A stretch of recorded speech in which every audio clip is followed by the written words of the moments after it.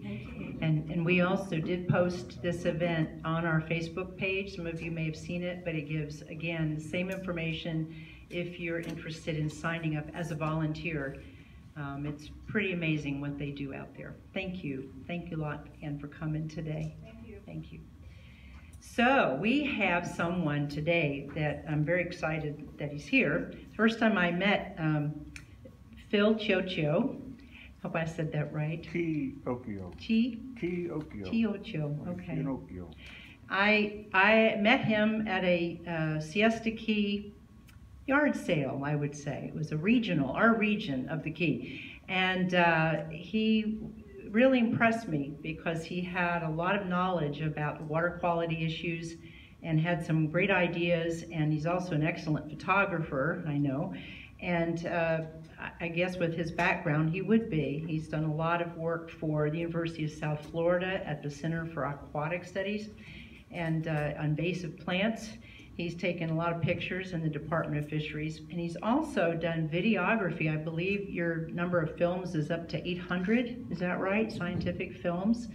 And so I could tell you so much more about him, but he's also designed and implemented an Indian Beach rehabilitation area, living seawall, in their community, which some of you may not know what that is, but it's on the bay in the city of Sarasota, just a little north of us. And it's a real beautiful old neighborhood.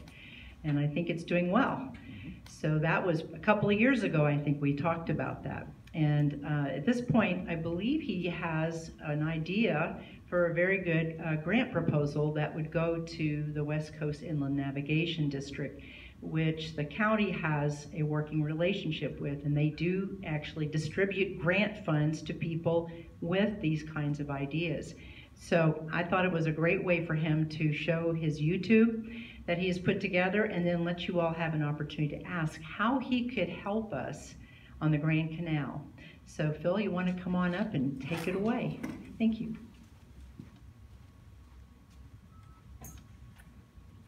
Thank you very much, Catherine, and thank you all for listening to my little bit here today. So you can take the mic with you.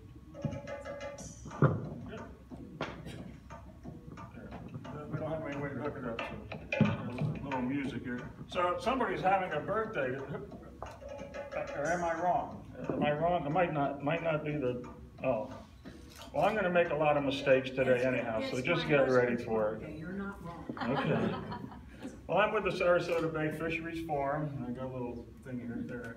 And we're over at Moat. Moat gives us a room to meet in, and it's just people who work for agencies, people who are concerned citizens like myself, scientists, facilitators, guides, fishermen, non-fishers, and I don't know why I'm there, but they let me come. And what we're trying to do is proactively address fisheries management issues in the Sarasota Bay area with the intent to affect change, because too often everybody's in their little cubicle and we don't get to hear it. And a lot of people in the agencies have to go by what the agency is structured to do, but when they can talk off the books, they can say, gee, it might be nice to be able to do something. So I would like to talk to you about the Grand Canal, Archibald's Canal. If you lived here in 1925, you know Archibald's Canal, and he was the mayor of Sarasota, and we just finished the Great War to end all wars, and everybody was buying and selling property as fast as you could back there. How many were here? 1923, 24? No? What? What's the matter with your group? I mean, all right. So, hey kids, get down to the Grand Canal and catch us some blue crabs for dinner. Now, how often do you say this? No, not anymore. Never heard. Okay. Well, let me show you a little video here, and I think the Grand Canal needs a little help. I'm going to put this mic down here so maybe you hear it. And we're doing water quality testing at this canal as a test for the whole Siesta Key area, and our dissolved oxygen is down to almost the poison level, around 2.4, which means most things won't survive. In order to proceed to stimulate the 9 miles of fishery potential of the Grand Canal to life, we will follow the recommendations of 2 reports from 1974 by New College and 1983 by Moat Marine. Both claim the original design of a dead-end canal system does not have enough flow to be healthy, since there is only one outlet at Roberts Bay, which now has a shoal that blocks 50% of that flow. Extremely low dissolved oxygen on the bottom is a dead zone and needs aeration for the growth of the fishery.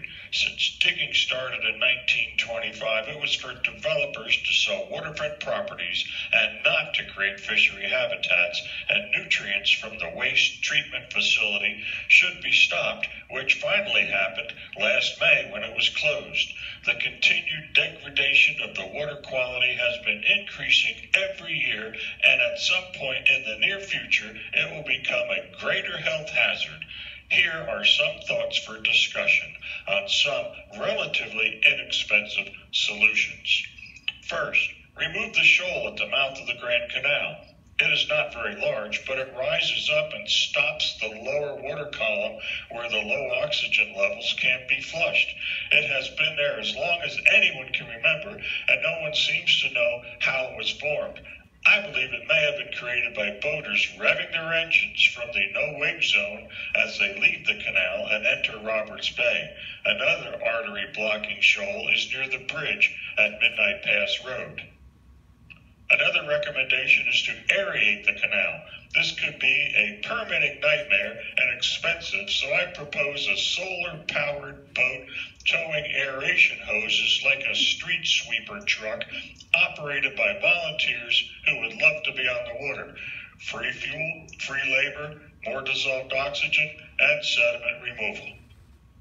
Since there was never any habitat structures installed, just boat docks, now would be the perfect time to install under-dock mini reefs for filtering the water by providing homes for crab, fish, and oysters. Testing is now occurring and the results have been encouraging. Finally, an underground culvert near today's Sandy Cove area with a one-way valve to allow tidal flow into the Grand Canal system from the Gulf of Mexico where it once connected. This culvert could be installed so no one sees it and the vegetation replaced. An example is provided in the Bay Point Canal section when in 1968 a culvert was installed for flushing. It may have silted in by now, so it should be cleared as well. Our mission is to turn this canal into a healthy canal. All right, so I don't think we'll ever get a culvert into the Gulf of Mexico. We can do another 50 years of trying to file a permit for that, but I have some other ideas. Here's your, here's the only inlet, and here's where the canal was first dug down here to Palm Island, right across from where you can have the nicest beach in the world. And this was 1925. And what happened in 1926? The economy died, okay? Real estate stopped. I think in the next 20 years, they only sold 100 houses in the whole area.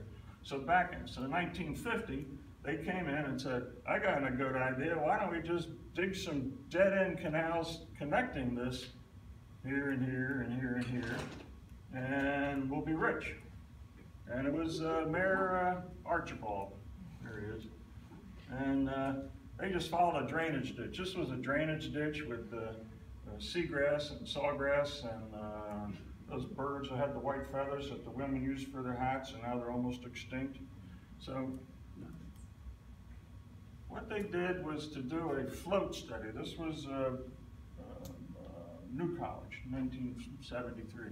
They started here, and they filled up two jugs, one empty and one half full, and the half full went down to a mid-level, and it came in from low tide to high tide, and it came up in, and it ended up at Palm Island, and then all these had no flow at all. And I've been in here since the 1960s, on and off, lived here for quite a few years, and I always noticed that the canal was just nasty all the time. It has silt, it's sediment, turbidity, and I think when they dug these things, they didn't have the sod farms like now, so they just waited until the vegetation grew.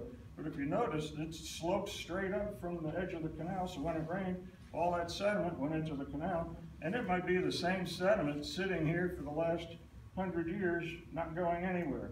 I don't know, but it certainly looks that way because there's nothing pushing it in and out. If you look, doctor, there's a clogged artery right there.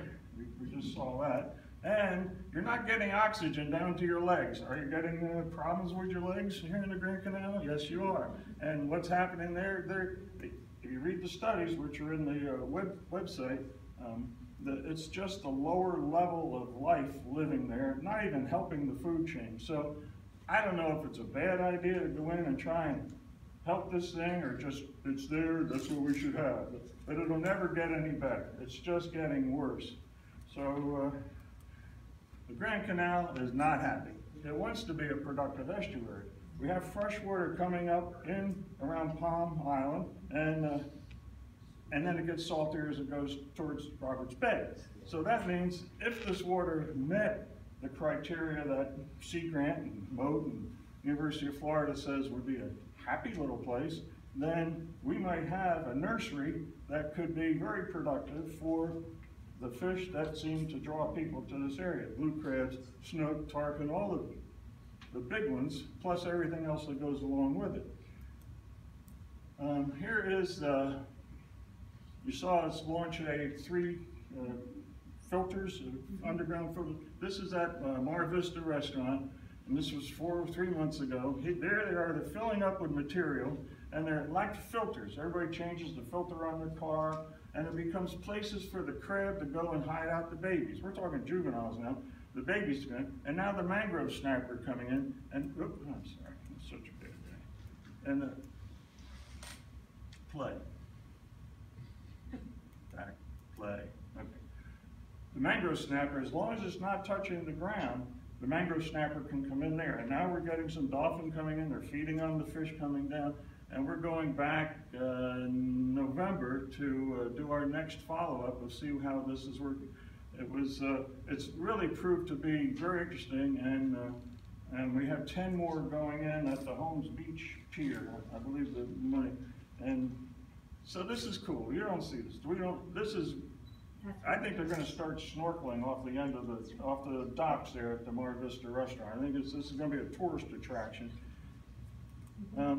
So what do we need to do in my brain is, you've heard of reef balls, right? Reef balls, they make them here in town, and they sit on the bottom, and there's big ones and little ones and that sort of thing. And then we got a grant from Lucky's Market to put 10 of these in here at Mar Vista, and here's what's happened after 3 months. There's hundreds of docks on the Grand Canal, put a couple under every dock, and you've added some filtration and take nutrients out of the water, take the nitrogen out. There's still nitrogen going in, even though the treatment plant's gone. People are still throwing nitrogen down. Oh, that little exotic bush needs a handful of this and a handful of that. Well, that's not good. And we've known since Jack Merriman wrote the article in the Herald in 2008, don't mow down to the edge, don't throw your bushes into the thing. That's all full of nitrogen when you do that. So people still don't do it, but maybe there's a way. The other thing is there's a rule now where you can put something 18 inches out from your seawall, 18 inches, and you can call it a breakwater to protect your seawall, your investment there. And what that can be is a floating something or other. And with 9 miles of canal, that means there's 18 miles a loop. And wildlife likes to have a corridor, just like we like a sidewalk or a road. You can't start and stop. So they want a corridor. So here we would have oxygen coming in from the plants, birds, butterflies, habitat, different kinds. We planted Spartina in Indian Beach, but you could plant this so it's below surface, down where there's enough light, and plant a sidewalk of seagrass. And this is, if you go to the Baltimore Harbor in Chesapeake Bay, the aquarium there has installed floating habitats, and now they're getting all this life where it once was just, oh yeah, it's water, oh yeah, but now it's got a lot of life. So this is really exciting. The other thing would be aeration, and you've seen these and you go, well, that's just some decorative thing. Well, what it really does, it takes the low dissolved oxygen at the base and pumps it up to the surface.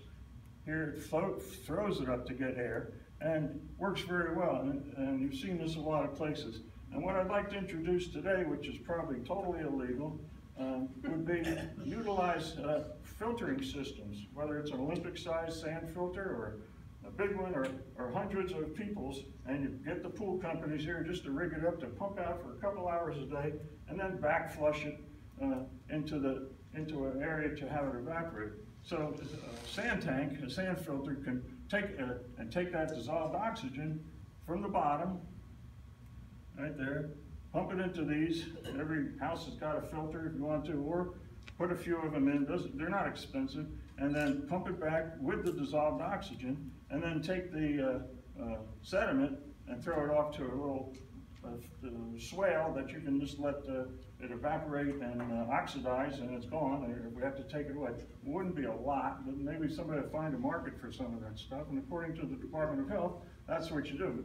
We don't want to dump it down the storm drain, because that's going to go right back into the canal. We don't want to dump it into the brand new sewer system, because they probably don't want to see it. But we could make little evaporation places. So this is kind of a new idea. And you got to think the Grand Canal was a geoengineered, the new buzzword, geoengineered, three-sided concrete swimming pool. When you think about it, it's just a giant swimming pool that has an opening at the end and doesn't do what it should be doing. So it won't take long, in my mind, to go and just start filtering for the next 6 months. Turn that canal from a heavily high turbidity, high sediment, into more like a mesotrophic structure. You don't want to get a ligotrophic back to the swimming pool, too clear. We need to have some materials in there for the mullet, like a little detritus, and that sort of thing. Go to a level where the chemistry is correct for the wildlife. So the Grand Canal improved the dissolved oxygen and sediment removal, improve the nutrient filtration, get rid of the nitrogen, and add subtidal and floating fishery corridors. And if you have a corridor, then you've got safety. You've got to replace the pole roots that were, the mangroves that are gone now. And by using things like the floating along the seawall or the underdock, mini reefs, then you're replacing those habitats, and we can have a lot of fun with that. Now, of course, with whatever you do, there's always permits. And when I did the project at Indian Beach, I said, I don't want to have to mess with permits. And they told me planting mangroves doesn't require permits. And I went in front of the Indian Beach Sapphire Shores Board, told them what I wanted to do, because there was only one mangrove tree. And I said, I wanted to plant some more. And they go, okay. And they gave me some money to go buy some trees. The Sarasota Bay Foundation came up with some money, and START, the Red Tide group, they came up with some money because they want to be more proactive. So the Florida Department of Environmental Protection says it considers floating artificial reef like the underdock or along the seawall the same as tying a bait bucket to the dock. You can't tell me I can't tie my bait bucket to the dock. So no permits required. Well, they're starting to review that because now, and I'm not selling anything, I just part of the group. But they've got 3,000 of these underdock mini reefs going in now around the state, and they've had some good success with it. They've gone through Irma down in Fort Myers, and the dock fell apart, but the reef was still there, because once the reef fills up with the oysters, it takes 3 years to really fill up, but then it's so heavy, it doesn't go anywhere, and even if it did, it would just sit there and float. So it's really interesting. Sarasota County has put a hold on anything that floats as far as an artificial reef, and Howard Berna is the one you would contact to see, has he made a decision yet. Manatee County and the city of Sarasota, no permits required if it floats, and the city of Sarasota is now considering a demonstration project under a couple docks that we'll be able to start analyzing. Anything that touches the bottom requires a permit. That's why I was nervous about the aerators on the bottom. And I came up with the idea of having a boat that floats and tows some aeration lines and have some fun and get a free burger from somebody on their dock while you're cruising around pumping air, and maybe put a filter on the boat, and that would filter the water, and life would be good, and we'd be done with the turbidity and the sediment stuff. So I would suggest we hire the young people. They're all taking these marine biology classes, and they're looking at the textbooks, and they're looking at the same books you looked when you went to Philippi Shores Elementary. It's the same stuff, but not much has happened, okay? The technology's there, but we need to get the young people to take the lead, because the old person's not going to be as interested to embarrass themselves in front of all these agencies that are probably going to come up and say no. But there's probably a way to do it, and I don't know how we get moving with it. I did hear from the Sarasota Bay Foundation, who Jack Merriman, I don't know if you remember Jack, but he was head of Sarasota County's water stuff back in the day, and he's now with that, and Allison Albee, and they've heard that I was coming here, and they said, we want to help, we want to do something. Well, they helped me get the money for the one at Indian Beach, just proactive. And they told me about the West Coast Navigation, what is it, West Coast? Inland Navigation District. I didn't know who they were, it's not my world.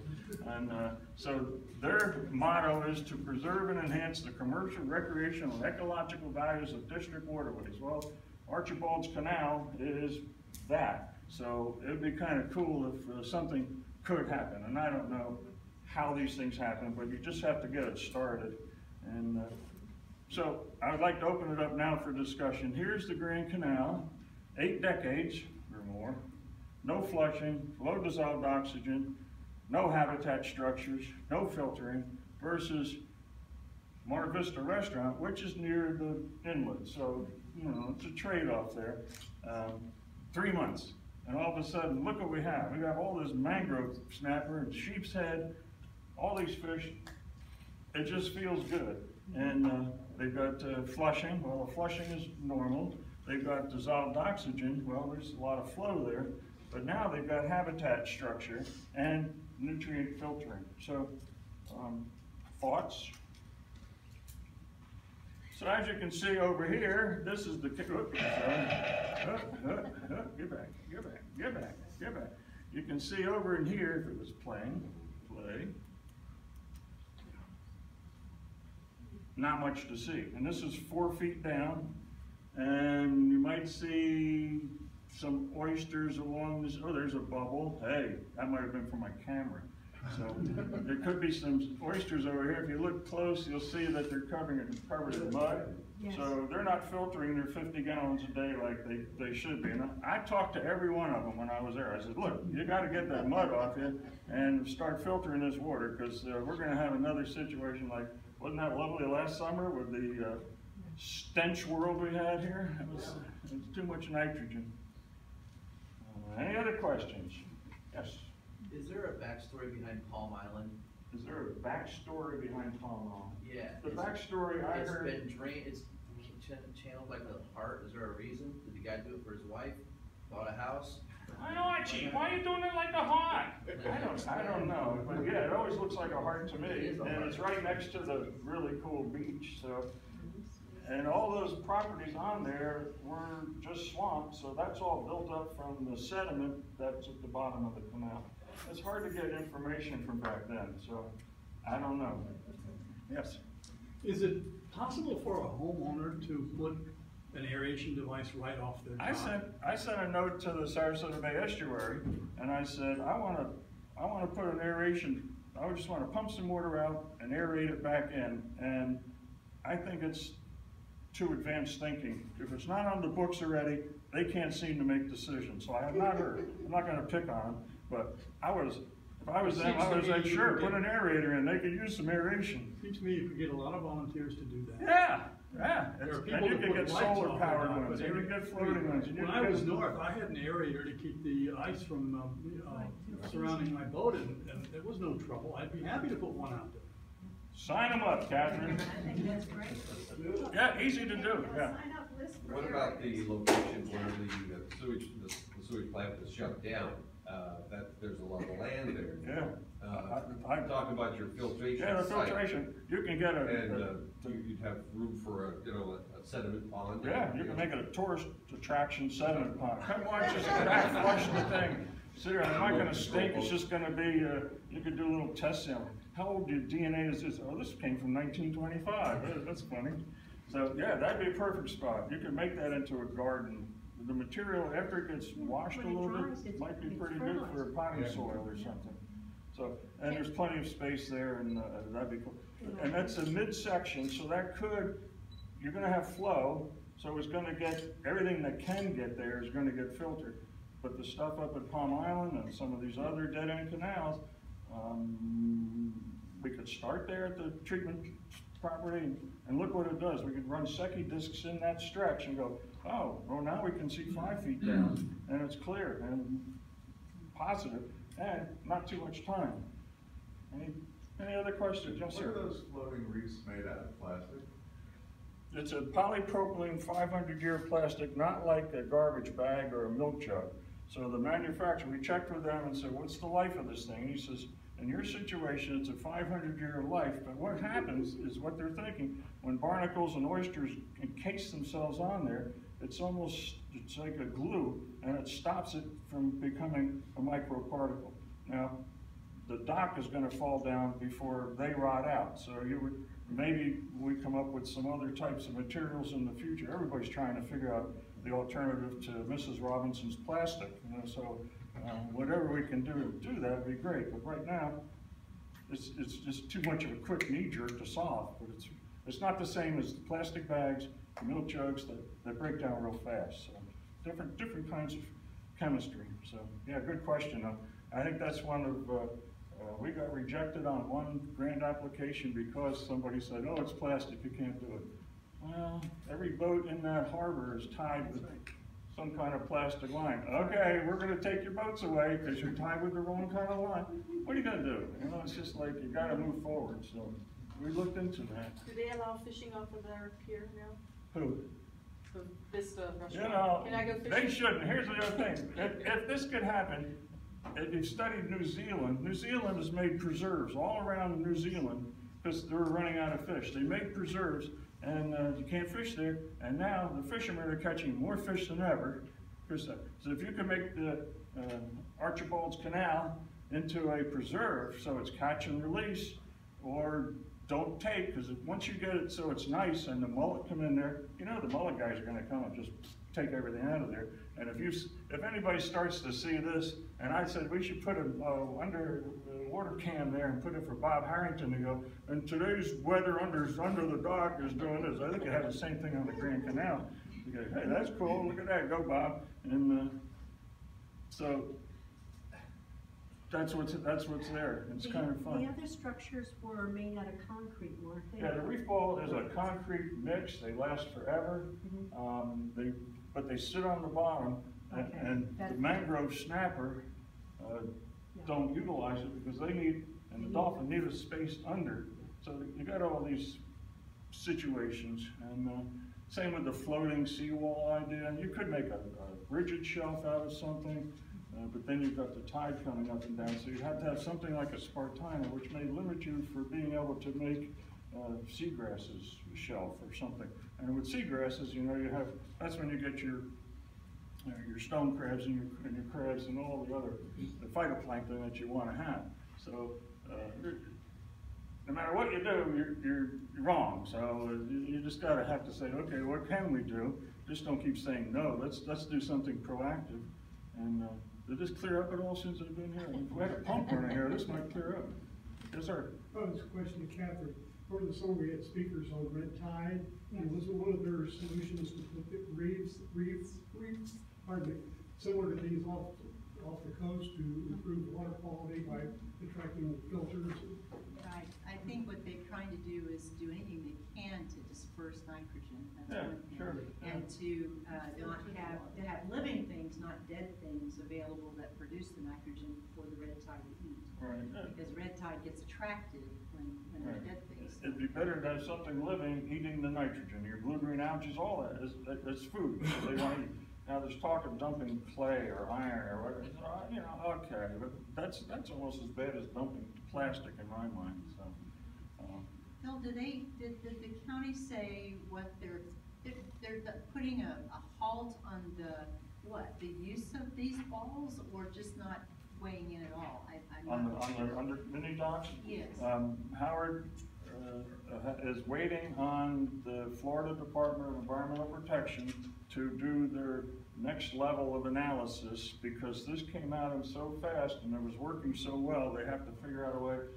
And Howard was saying, well, I'm gonna see if we can't charge a permit fee every time, $100 every time you put one in, you know, and we're going, okay, we'll forget these things, we're not gonna do that, when we can do it, it's already cost you some money to put the things in.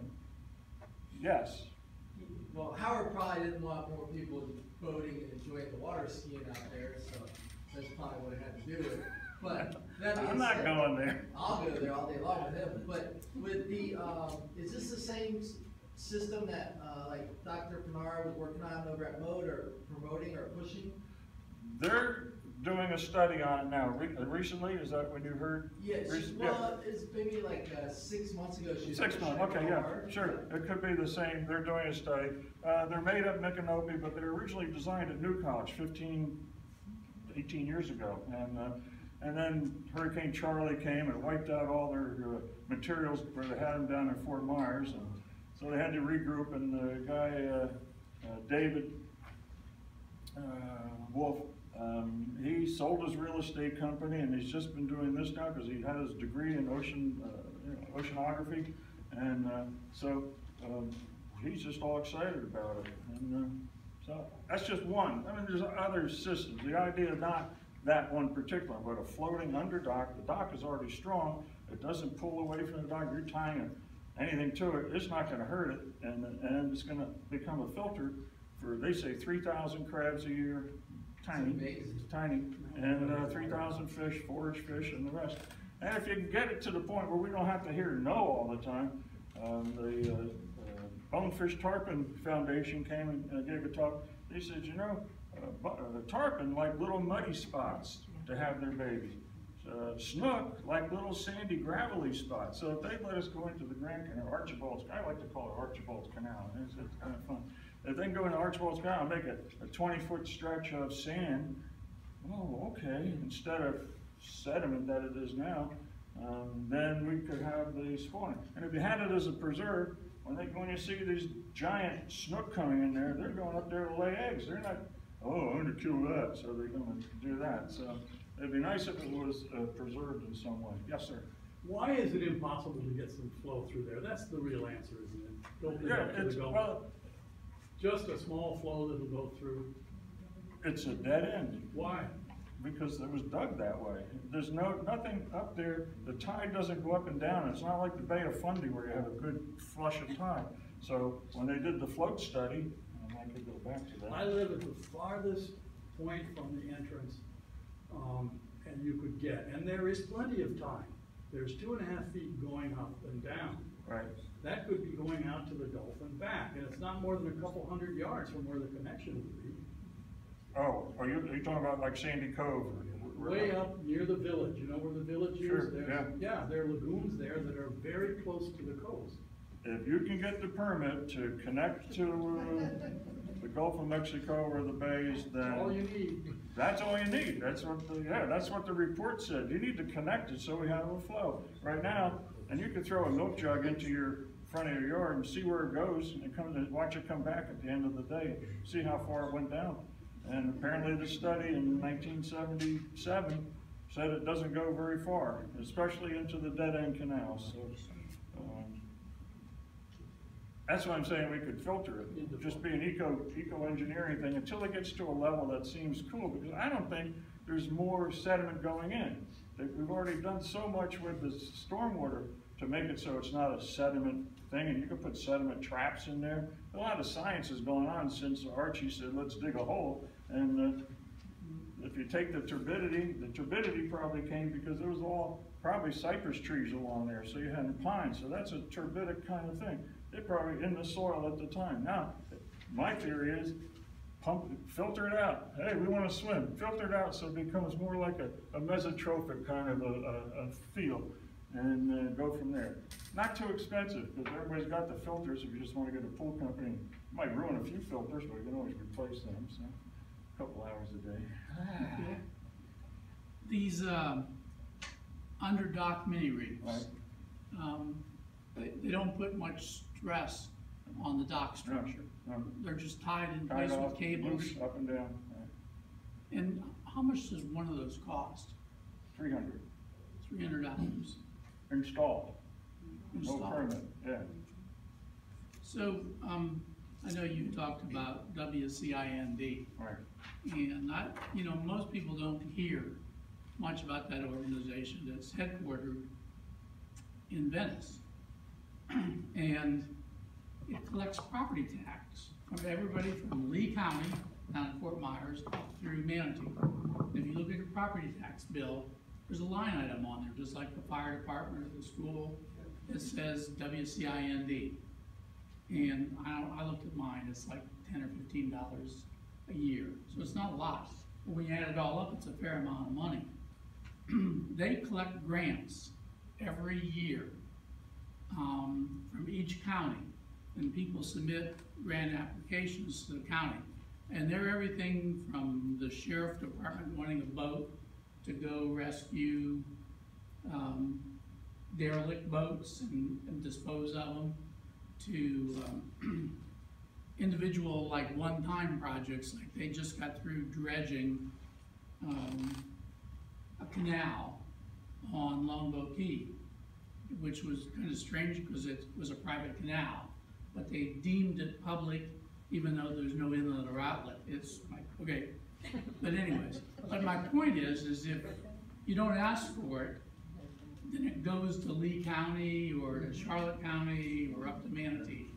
So, it seems like, I think last year, Sarasota County left more than $100,000 on the table, where they just didn't have enough applications. That's right. To fill the need. And the time frame of this is you have to have a sponsoring agency, fire department, and maybe SKA. They submit applications to the Coastal Advisory Committee, and they hold hearings at the end of the year and in January. They rank them, condition them, and then give them to the county commission for approval, and they submit it to the WCIND. It's a pretty lean organization. It's just got one director and then a commissioner from each county. Like right now, Charles Hind is our commissioner, but they hold quarterly meetings and they approve things. And you remember, like, when the sailboat beached itself out here and somebody came and cleaned it up? Well, that was WCIND. And one of the projects they're doing now is dredging in breakwaters down at Snake Island. You know where that is? Down at the Venice Inlet. So there's a lot of things that seems like, if we could get, a dozen or 2 dozen docks in the Grand Canal to volunteer to install these mini floating reefs, maybe we could submit an application to the county and see if we'll get funded. Sea Grant would love to come in and do Secchi Disc and see how it goes over time and do water quality. And what happens on these mini docks is there becomes a clear bloom around them. They end up clearing the water within 8 feet or so, and that just gets them all started. So everything needs to be interconnected. I'm glad you brought those points up, because I don't know anything about the West Coast District thing. Well, I know more than I wish I did, but there's a good group of people that are in that. The Coastal Advisory Committee, I think, is so it'd be nice all good technical people. It'd be nice to do a 5-year plan, and if we could do $100,000 a year, then that gets it started. And if we get our students going along, and then they can find some matching grants each year and just make it in. And oh yeah, there is a party. There's a birthday party, the 2025 Grand Canal Birthday Festival Party. Let's put it together, we'll filter it out, we'll have a good time with it. Sounds good. And, hey kids, now take those 10,000 crabs for the big birthday party, heard by all. So, thank you very much. Thank you.